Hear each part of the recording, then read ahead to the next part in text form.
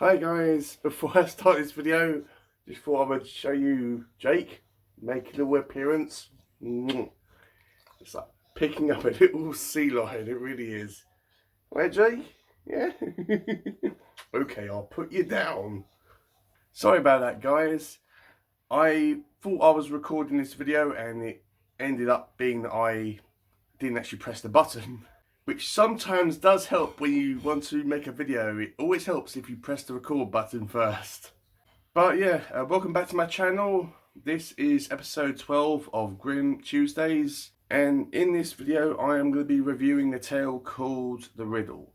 So this tale was okay, it wasn't the best, but it revolves around a king who has a servant, and the servant decides to go off into the woods with one of his companions or friends or whatever, and decides to take a horse and just to go out into the woods and explore, I suppose. And then when they're there, they come across this young lady who they ask if they can go back to her cottage and spend the night.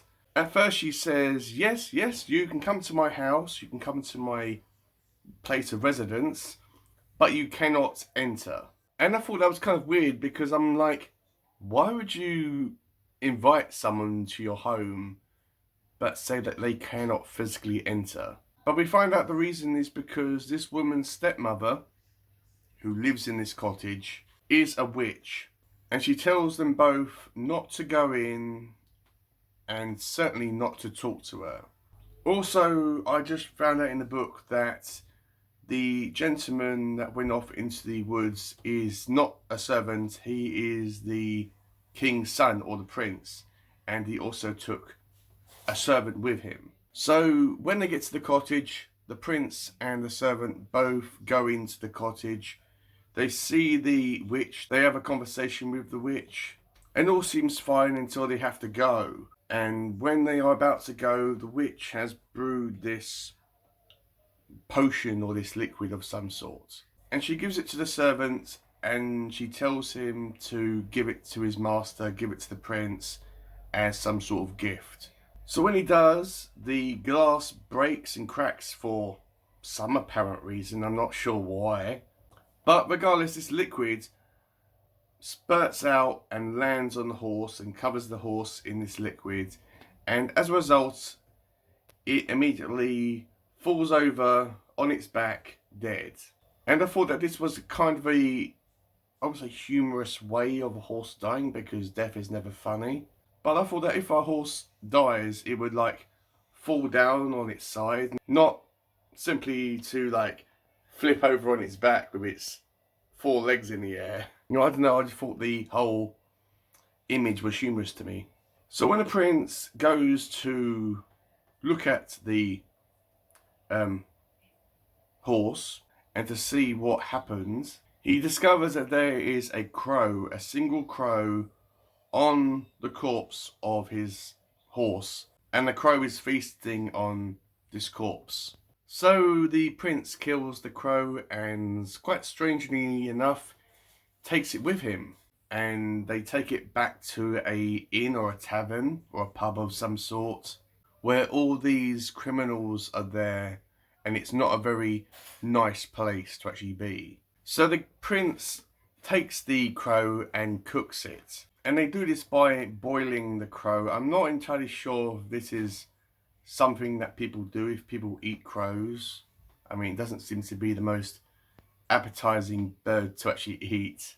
But these criminals and these people that are in a tavern that want to cause the prince and his servant some harm decide to go behind their backs and eat this crow.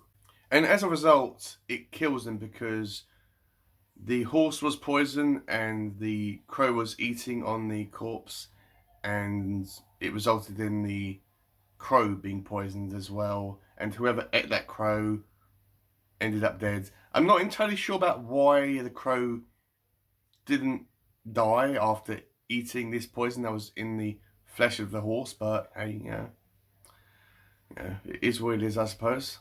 So after this, the prince and his servants go to a nearby kingdom where this princess is holding this competition, as they usually do in these stories, where whoever solves it gets her hand in marriage. So the contest is that whoever goes to her and tells her a riddle, and if she cannot guess the riddle, then she will marry that person.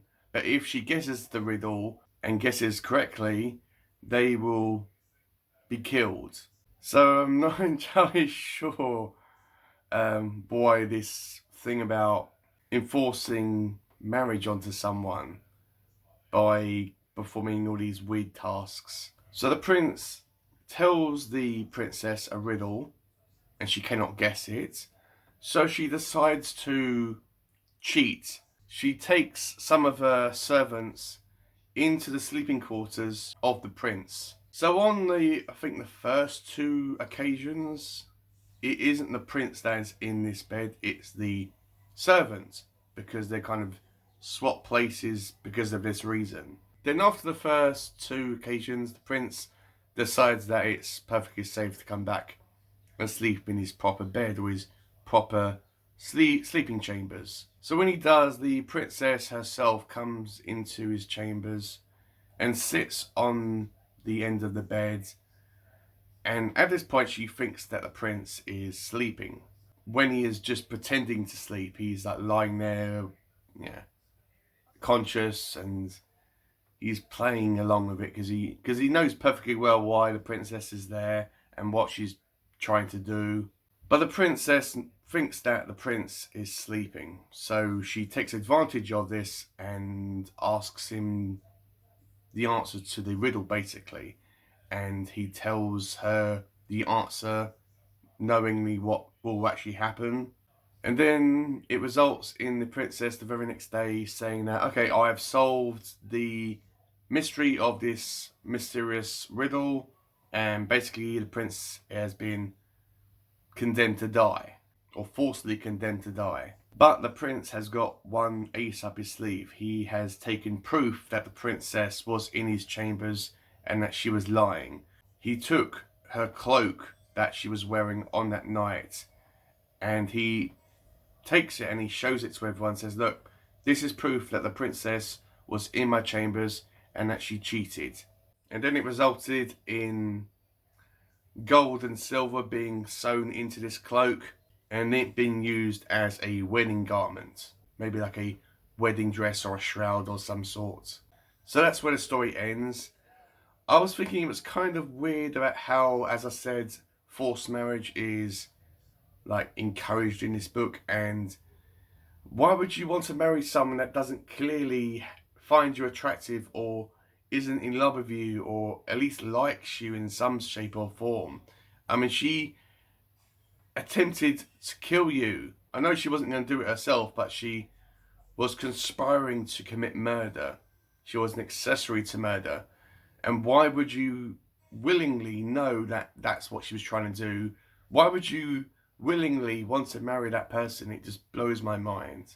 But unlike the other stories from the Grimm brothers, the horse and the crow and the animals in this tale don't actually speak. Not sure if they can, but they don't say anything.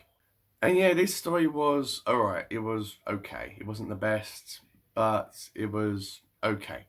It was really interesting that there was a witch in the story. I think that this is the first Grimm tale that I have read so far that has actually got a witch in it. So yeah, as always guys, let me know if you were read this as a child. Let me know, have you heard this tale? What did you think about it and all that great stuff?